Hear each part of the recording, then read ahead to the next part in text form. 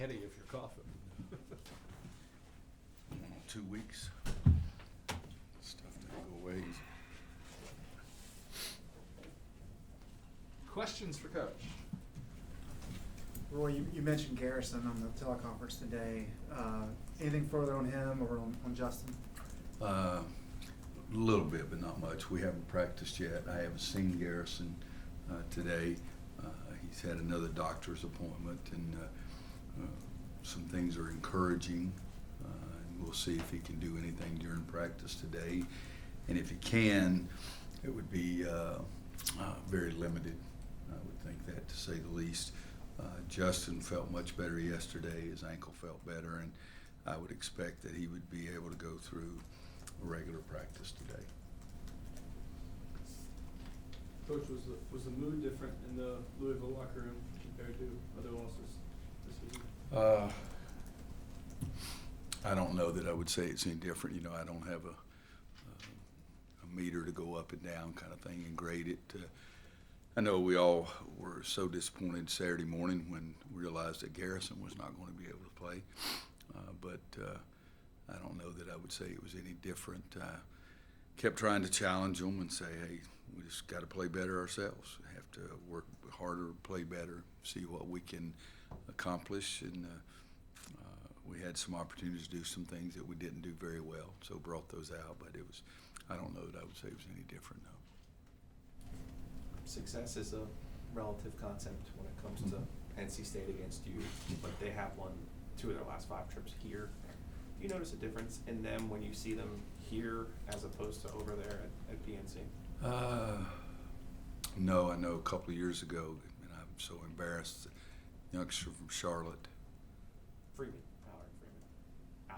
Alaric. I was trying to remember that. I said Luke at Alaric. I mean, he just went crazy on us over here.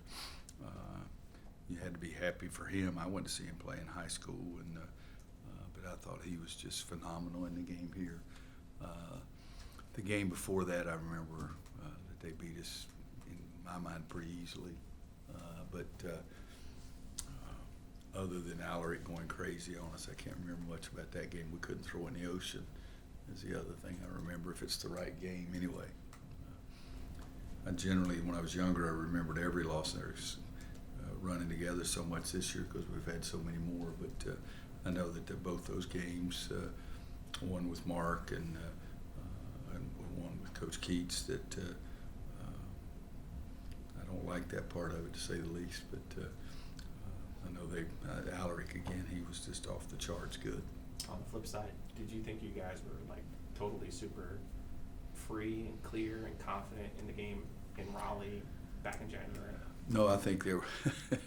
I wouldn't give us any of those descriptive phrases Even in that you game? said, Joe. No. I mean, we missed 7 straight free throws or something crazy like that down the stretch. So no, I wouldn't use any of those descriptive phrases. But I think for us, we've had some games where we've really played well, and Luke May comes to mind because Luke just seems like, I'm sure on their bench, seemed like he made every shot against them. And but this year we got off to a pretty good start, you know, in the first half, not the first 2 minutes or 4 minutes. I think we were down 7-0, 9-0, something like that. And we got 2 straight steals off our defense and sort of got us back in the game. And Garrison was, needless to say, all of our offense early in the game. And but we were doing okay, and they were missing shots that they normally make. And that's what I remember going into halftime. And even late game, we had made some nice plays. Christian Keeling had made 2 big just pull-up jump shots for 2s right in that stretch. Andrew, they didn't identify the right man going back, so he gets a layup. But it was the kind of thing I was upset, angry, mad, sad, all those things together when we kept missing the free throws. But what was happening, even when we missed the free throws, they weren't making the shots, so the lead wasn't dwindling. But we were not putting the game out of the reach. It was more of a, if I can use this word, and haven't used it enough with this team, it was more of a workmanlike effort of just going out and doing the job and trying to see what happened. Roy, along those lines, you've talked some this year about needing to coach them to play with more effort Mhm. at times.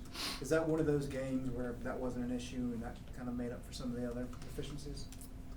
I think we've really had the want to, but you know the want to's got to be at different levels, and it's got to be for this team to be successful. Our want to has got to be at a really really high level. Our execution and staying away from mistakes, and has really got to be at a high level. But we haven't. One of my assistant coaches, Jerry Green, a long time ago said those kids will pull the nails out of the floor for you, and I said it's not for me, it's for our team, and we haven't had that kind of experience as regularly, as consistently all year as I've wanted, and I haven't been able to find the right buttons to push, and it's both of our fault. It's their fault, but it's my fault for not finding the right buttons to push to get them to be at that level. But I've looked. There's all the nails are still in the floor there this year, and I just haven't gotten them to pull them out. Other than you trying to inspire that want to, who are the guys? I know Garrison does a lot of it, but who else sort of steps up and trying to spur some of that on? Well, I think each individual does a little bit, but you know, there's. You've heard me talk about our great leaders that we've had in the past, or maybe you haven't, but Joe and some other people have.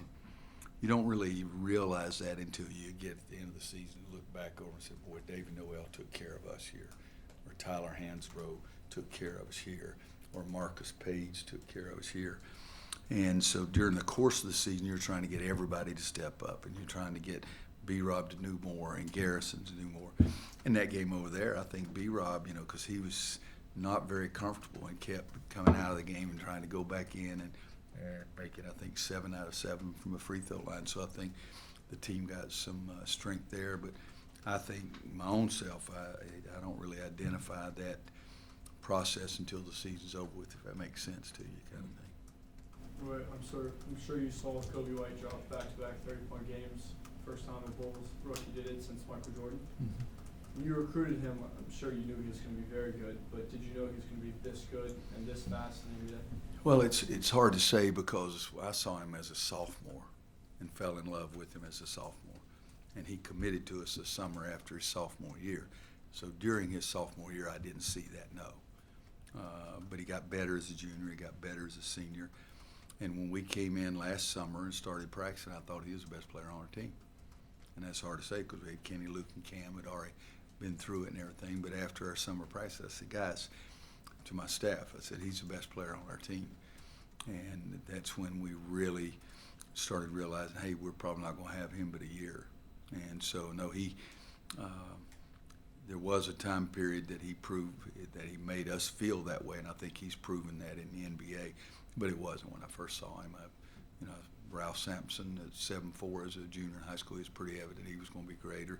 James Worthy as an 8th grader, I thought was one of the best players I'd ever seen, and Michael Jordan for his senior in high school. But Kobe's was a very consistent sweat that he put in, and he just got better and better. And you know, last thing I do before I go to bed at night is to check all the NBA guys, and I'm turn into a parent. I just want to see how many shots he got and how many minutes he played. And so it's fun looking at that. I think I'm right, 32 minutes, 33 points last night, so it's pretty impressive.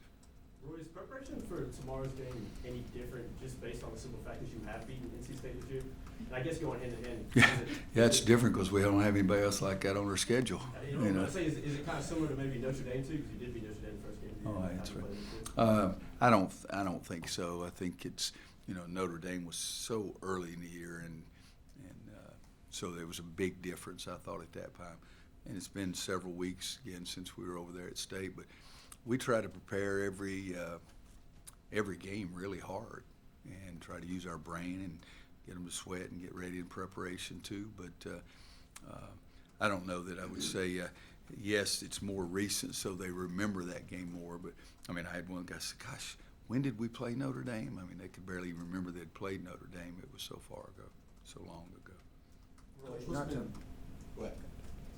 to look too far ahead, but this is our last press conference with you in this setting before senior night. Mm-hmm. So I just wanted to ask you about B-Rob. Obviously, he's had tough go of it this year with some injuries, but in terms of his progress throughout his career and what he's meant to the program. It is, and you know, and I'm struggling a little bit right now because you know, basketball consumes me. It really does. And I go to bed thinking about it, I wake up thinking about it, stay up in the middle of the night thinking about it and looking for different things, and don't sleep, don't eat, and all those kind of things. And yet, right before I came in here, I was watching the Kobe Bryant deal at Staples Arena, and Vanessa got up and she was speaking, and you know, it's I'm sitting there because, guys, it ruins me in a lot of different ways and everything, but we're playing a game, and that was, I'm glad.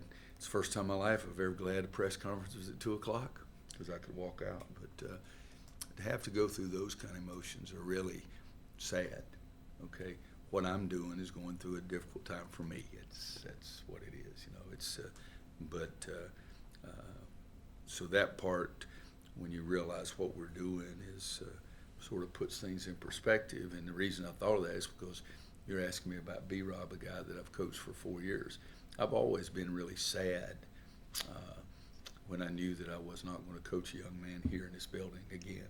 And that's the same way when I was at Kansas. It's just my senior year in high school was very important to me. My relationship with my high school coach was very important to me. And when I came here and saw what senior day felt like, and I tried to make it even bigger when I went to Kansas. I tried to make it something really gigantic so the fans would really show those kids what they felt like. And in '97, when all my guys and I didn't have any idea, they go out on the court and people are throwing roses out on the floor, because that group of seniors that year, of Jock and Jaron Scott, those guys, and BJ, those guys had really done a lot of great things. And even the next year, it's so every senior year is important when you're thinking about what that person or those 2 guys or those 3 guys or those 4 guys did. But it's a very long-winded answer that the sadness that I feel knowing that I'm not going to coach those guys in this building again really makes it a very a difficult day for me. And I try to put a lot of pressure on the other players to make sure that they go out the right way. And sometimes we've won, sometimes we've lost. But I think that for the most part, we've gotten the kids to try to pull together, and I think that's what they'll try to do for B-Rob too, because I'm at a game looking at Jaylen Brown, as I'm trying to recruit Jaylen Brown, and I thought he was just off the charts. And this other guy made a couple of moves, and I told Hubert Davis, I said, "Who is that kid?"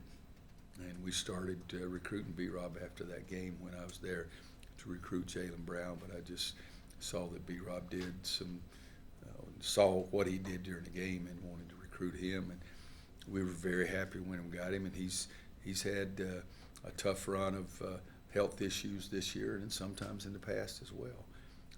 He's really gotten heavy since he's been here. I think he's gained 6 pounds or something like that. You know, most people gain a little more weight in their 4 years of college. But no, it'll be that same kind of thing, is that I can show you where I was sitting in that gym when I first noticed B-Rob during the game. Coach, I wanted to ask you this question as far as being at this point of the season. How much of a challenge do you think it'll be to keep your players engaged, knowing they don't have much to play for in the regular season, and giving that full maximum effort every game from here on out, no matter what the situation is? I think they will, and it's a passion. It's a passion with me, and you know, you may be great at golf or you may not be any good, but if I'm playing, I'm gonna try to beat your tail, and that's the only way I've got to compare it to right now.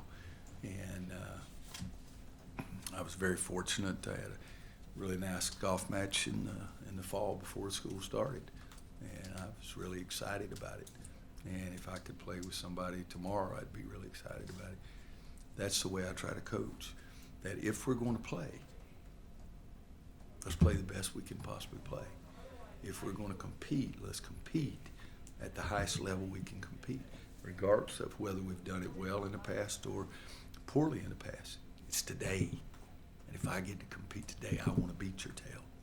And so I think that hopefully the guys will continue trying to do that. And like I say, you know, we didn't, I don't know how to say it, but whether I did a terrible job evidently, because we we weren't mentally into it before the Wake Forest game. I think we still had so much of the left over from the previous game. But other than that, I mean, the guys, they're trying. I mean, the locker room was not fun after the Virginia game or after the Clemson game or after the Duke game or after the Notre Dame game, because the kids do care. And so we'll try to keep doing that same thing. Roy, coming into this season, you basically have experienced everything you could as a coach, and this season is obviously. I'd rather be inexperienced in a lot of these things too. Yeah, what if anything have you learned about yourself going through this season? I don't know that I learned anything. I was very appreciative of Garrison's remarks recently.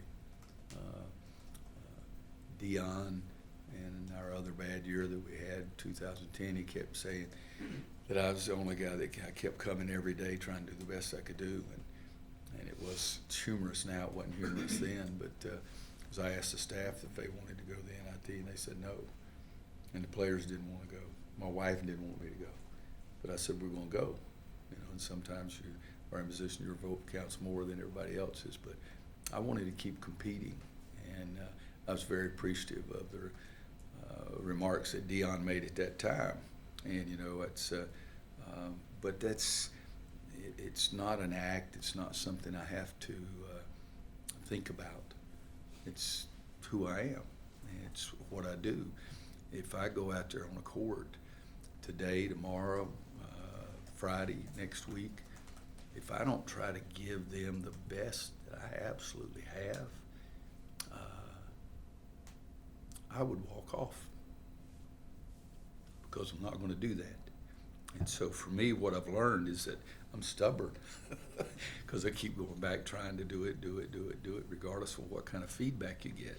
But it's still, it's a game, and that's what it is. I mean, it's, I don't know that you should, but if you get to listen to that mom talk about her little daughter, now that's serious stuff. And with me, it's just my personal thing of pushing, cajoling, hugging, kicking, whatever it is. But it's not an act. It's not something that I have to think about. It's not boy, I got to get fired up today. I mean, that's what I do. And this has been a difficult year, and it'll never fail. The memories will never fail of how difficult it was. But the bottom line is, we get to play again tomorrow. And that's the whole thing, is we get to play again tomorrow, and we're going to try to play the best we possibly can. And I'll be fired up before the game starts. After the game, I won't sleep afterwards, regardless of what the result is. But again, if I can't go out there and get myself fired up, then I'll turn around and walk back in. You Time for two more. given a chance for 11-year-old cancer survivor to be on the bench, and how did that come about, and what does that mean to you to give that kid that chance? Well, Monroe Kobe bought it at the Coaches versus Cancer golf tournament. Jay Billis, who swears up and down he's a graduate, but I'm not sure. I had put it up for auction, and it said, at a game next year during the 2019-20 season, any game next year in parentheses, except that game from people 10 miles down the road. And so Jay, in his extremely intelligent way, got up and didn't read. He thought it was a Duke game completely. And so that's the way he promoted it. And so we ended up, the bidding was going up, and I'm saying, okay, I got to do it, because we're raising money for a great cause, research for pediatric cancer. And so two guys got to a very nice number, and they said, if you'll do both of us, we'll both do it. And I said, okay. And then I said, guys, the only problem I have is I don't even know if I have enough seats on the bench to get everybody there.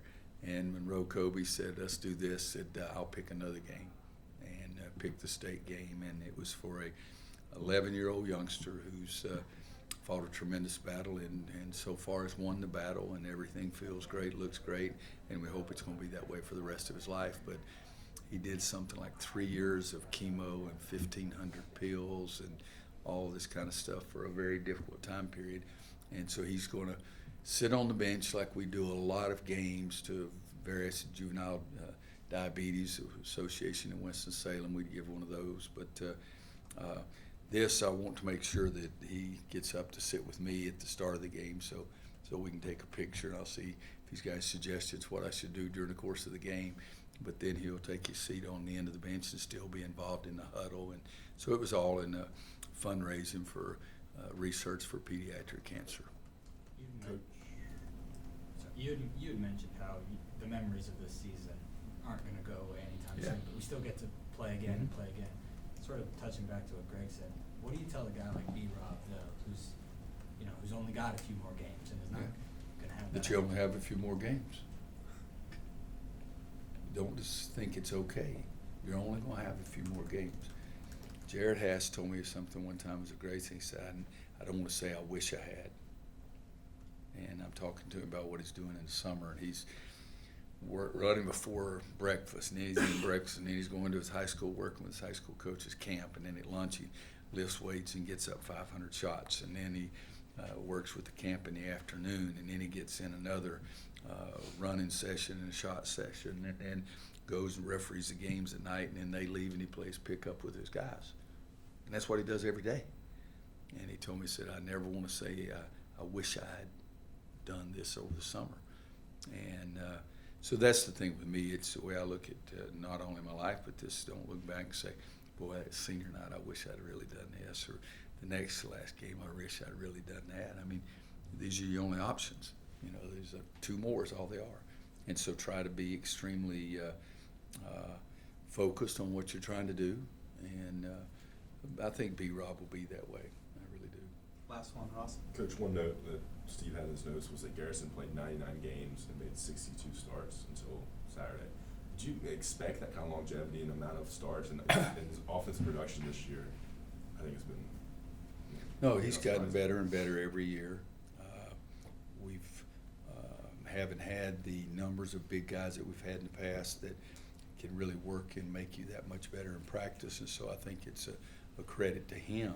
You know, he hasn't played against Sterling every day in practice or somebody like that, and I think playing against Luke over the years has really helped him. But that's a young man who's gotten better and better and better, and I mean, Steve brought it up or somebody else said something about it. I mean, the lineup we started Saturday was the first minute those five guys had ever played together all year. And so it's some of the things we're going through, but Garrison has been one of those nice lights that are shining about how hard he's worked and what he's done. And I think he's going to continue to get better.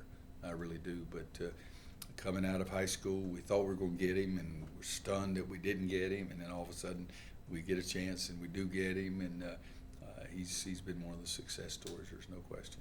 Thank you, Coach. Thanks, Thanks, everybody.